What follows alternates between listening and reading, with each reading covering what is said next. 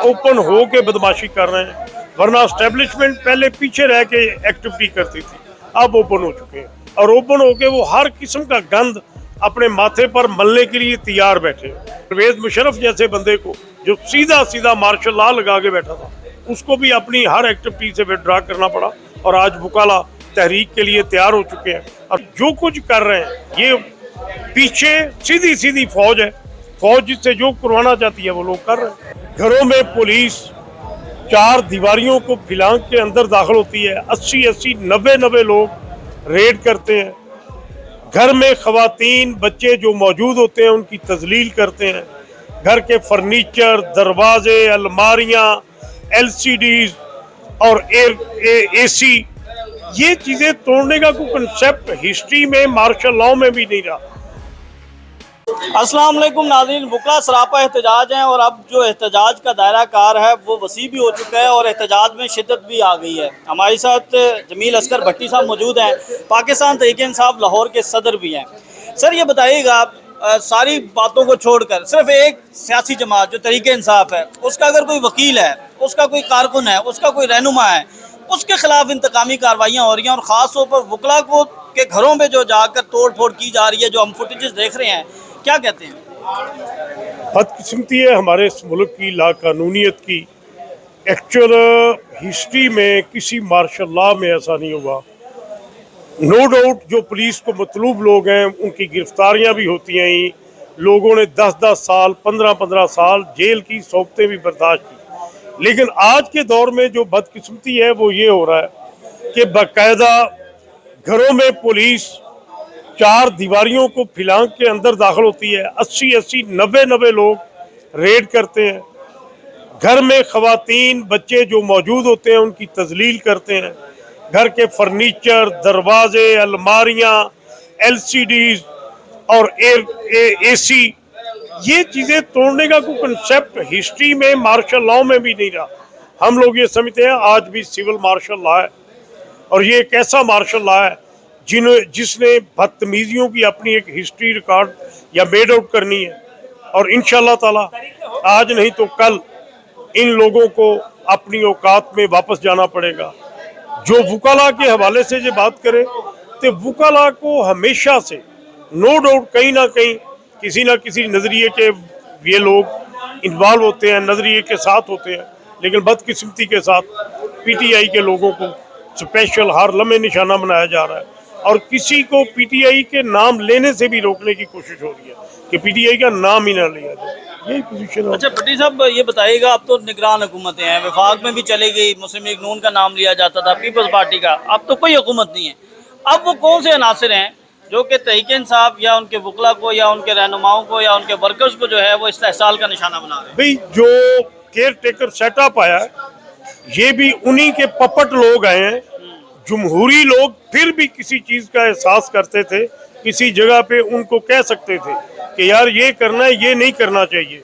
लेकिन ये जो आज लोग आए हैं, जिस किस्म का प्राइम मिनिस्टर आया है, सूबे में जो वजीर आला बैठा है एक अरसा दराज से, ये 3 महीने के लिए लोग हैं।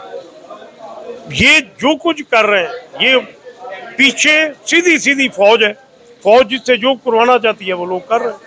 अच्छा, आपकी एक बड़ी हिस्ट्री है, पॉलिटिकल वर्कर भी हैं, लॉयर्स मूवमेंट में भी आप जो है वो सरे फहरिस्त हमें नज़र आए। भट्टी साहब, बड़े भट्टी साहब भी हम देखते हैं कि वो भी बड़ी एफर्ट्स करते हैं।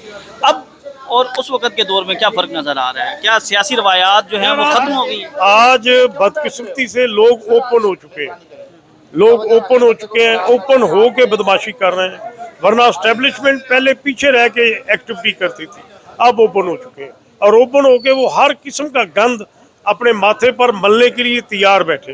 यही बदकिस्मती है। ये वो फौज थी, मैं एक देहात का रहने वाला हूँ, जब फौज हमारे देहात से रात को मूव कर रही होती थी, आ रही होती थी, लोग अपने घरों से दूध लेके जाते थे कि यार ये दूध पी के चले जाओ। जो लोग आके एक्सरसाइज करने के लिए देहात के अंदर बैठते थे, लोग उनको खाना पहुंचाते थे। आज तो बदकिस्मती से यूनिफॉर्म वाला यूनिफॉर्म पहन के सड़क पे आने के लिए तैयार नहीं, लोग उसकी क्या कदर करेंगे। चेयरमैन PTI ने आखिरी जो अहम ओहदा दिया था वो आपको दिया था और जब वो आपके ओहदे की अनाउंसमेंट हुई थी तो आपके घर में भी तोड़ फोड़ हुई थी, तो क्या आपका मुकदमा दर्ज हुआ? कोई मुकदमा दर्ज होना तो बड़ी दूर की बात है, कोई सुनवाई नहीं है। ना सिर्फ एक बार मेरा घर तोड़ा गया, मेरे घर दो हैं, एक मेरा गांव में घर है, एक मेरा लाहौर में घर है। फर्स्ट टाइम भी पहले लाहौर का घर तोड़ा गया, इस घर में रेड की गई तो 16 के करीब डाले थे। 16 डालों पे 80-90 के करीब पुलिस मुलाजम थे, एसपी था, डीएसपी थे, 5 एसएचओ थे। इन लोगों ने आके पहले मेरे लाहौर वाले घर को जो कुछ तोड़ सकते थे तोड़ा, लेकिन उसके बाद ये गांव चले जाते हैं। गांव वाले घर को उस दिन उन्होंने नहीं तोड़ा, लेकिन 15 दिन बाद 20 दिन बाद दोबारा फिर ये लाहौर वाले घर पे अटैक करते हैं, लाहौर वाले घर की दोबारा तबाही उतारते हैं और उसके बाद गांव चले जाते हैं।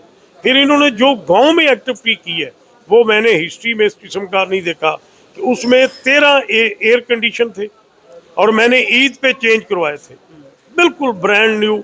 इन्होंने डांगे मार मार के तोड़े हैं, एक भी वर्किंग के काबिल नहीं है और वो ठीक होने के काबिल भी नहीं है।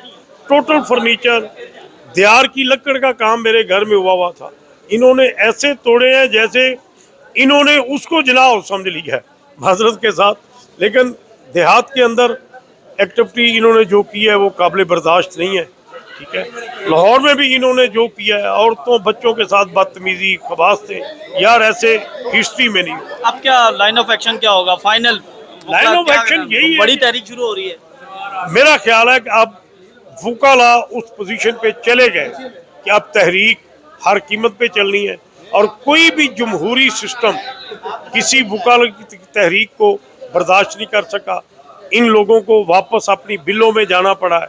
फौज परवेज मुशर्रफ जैसे बंदे को जो सीधा सीधा मार्शल लॉ लगा के बैठा था, उसको भी अपनी हर एक्टिविटी से विड्रॉ करना पड़ा और आज वकाला तहरीक के लिए तैयार हो चुके हैं और विद इन नो टाइम इंशाल्लाह ताला वकील उस तहरीक के लिए अब तैयार बैठे और तहरीक शुरू होने वाली है। जी बिल्कुल, वकला तहरीक के लिए तैयार हो चुके हैं और आइंदा आने वाले दिनों में आप इस एहतजाज की शिद्दत में इजाफा भी देखेंगे। हमें इजाज़त दें, अल्लाह हाफ़िज़।